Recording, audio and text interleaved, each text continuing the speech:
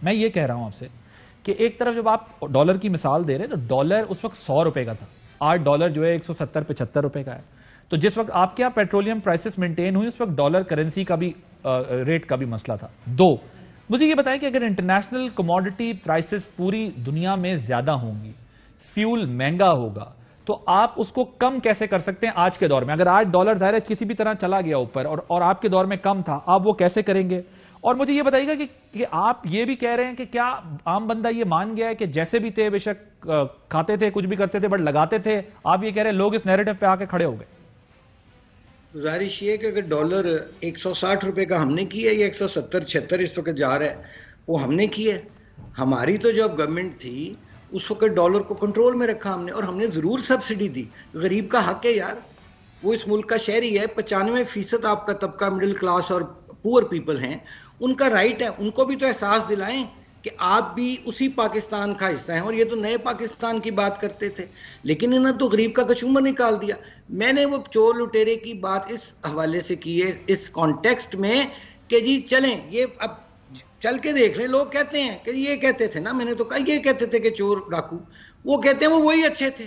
अब इस पे ये भी रियलिटी है, ये भी एक है रियलिटी। उसका बेस्ट हल है, अगर कोई सर्वे को नहीं मानता, ओके फाइन। हालांकि आपने वो सवाल किया शिबली साहब से कि इसी ने जब उस्मान बुज़दार साहब के हवाले से सर्वे किया था, उन्होंने कहा मैं वो भी नहीं मानता। यानी इन्होंने जिस तरह वज़ीर आज़म ने अपनी हुकूमत पर और काबीना पर अदम एतमाद किया टॉप 10 में, और मुझे अपने भाई से पता नहीं अब ताज़ियत करनी, अफसोस करना चाहिए कि इनका उस टॉप 10 में नाम नहीं आया, कि हुकूमत ने हुकूमत पर अदम एतमाद कर दिया।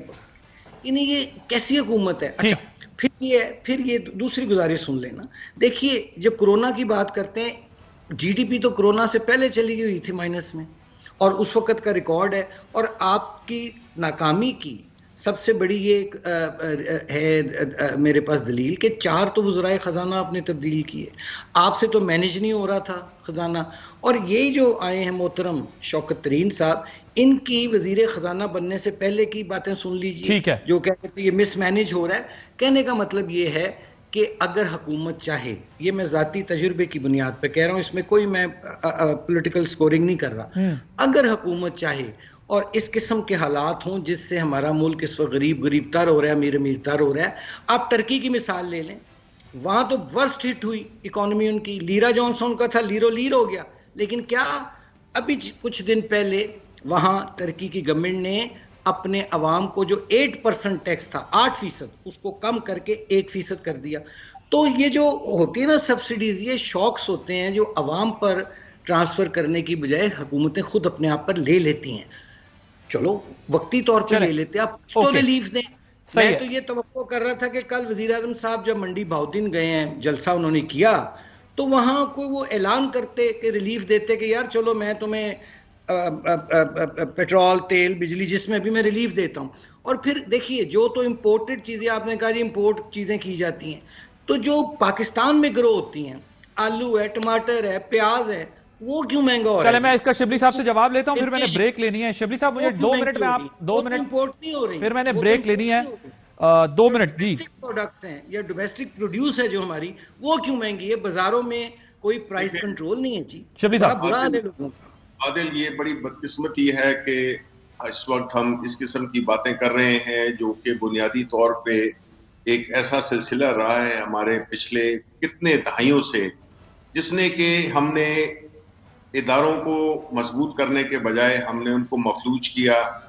मुल्क में एक इकोनॉमी को एक बड़ी मसनूई तरीके से हमने रखा और कर्ज और आर्टिफिशियल तरीके से चीजों को रखकर, और हमने न तो इंडस्ट्रियलाइजेशन की, न तो हमने स्किल डेवलपमेंट की, जिसकी वजह से आज ये हालत है कि हमारी जो किसी भी मुल्क की एक्सपोर्ट्स जो हैं वो इस सारी चीजों को एड्रेस करती हैं। अब अगर किरमानी साहब जैसे लोग आके इधर हमें भाषण दें कि वो इकोनॉमी और पेट्रोल जब 120-130 रुपए का था तो उस वक्त इन्होंने क्या रेट रखा था, इनको जरा मैं करेक्ट करना चाहता हूं कि इनके जमाने में 30 और 40 डॉलर के दरमियान डॉलर था। तो ये जरा थोड़ा अपना होमवर्क करके आया करें, वैसे ही टीवी पे बैठ के जो है तो गलत और इस किस्म की बातें नहीं। गलत बात नहीं कर रहा, प्लीज मैं गलत नहीं बात कर रहा। 2014 में देखिए क्या रेट था, गलत बात आप कर रहे हैं। इतना जो इन्होंने ये जो जो बातें कर रहे हैं, तो मुझे ये भी बताएं ना कि सोल्यूशन क्या है। आया इस हुकूमत सोल्यूशन तो आप दें, सोल्यूशन आप दें, दावे आपने किए थे, सोल्यूशन आप दें। हम तो सोल्यूशन का इंतजार कर रहे हैं, आप दें सोल्यूशन। द गवर्नमेंट, आपने डिलीवर करना है, आपने देना है सोल्यूशन, मैंने देना है। मेरी बात सुनो। हमें तो अब इस काबिल नहीं समझते। मेरे मुल्क को कंगाल करके और अभी इधर आप जैसे लोग आके टीवी पे बैठ गए हैं। मैं तो इसको समझता हूँ कि I am just wasting my time. जो पैनल आपका है, ये समझता हूँ कि आप जैसे लोग टीवी पर आकर बैठ गए इस हुकूमत में। मुझे मेरा ख्याल है स्काइप पे आप दोनों के लिंक में थोड़ा डिले की वजह से भी इशू आ रहा है। मुझे एक ब्रेक लेने दें। ब्रेक के बाद हम वन बाय वन अपनी अपनी बारी पे बात करते हैं। अहम तरीन खबरें अब एक क्लिक की दूरी पर। हर लम्हा बाखबर रहने के लिए सब्सक्राइब करें हमारा YouTube चैनल। अपने मोबाइल फोन से मुल्की और बैनुल अक़वामी अहम खबरों तक रसाई के लिए डाउनलोड कीजिए मोबाइल ऐप। बामसूख ज़राए से मुसद्दिका खबरों, तज्ज़ियों और तबसरों से मुस्तफीद होने के लिए विजिट कीजिए पाकिस्तान की सबसे बड़ी न्यूज वेबसाइट। ARY न्यूज पहुंचा रहा है खबरें सबसे पहले आप तक, ताकि आप रहें हर लम्हा बाखबर।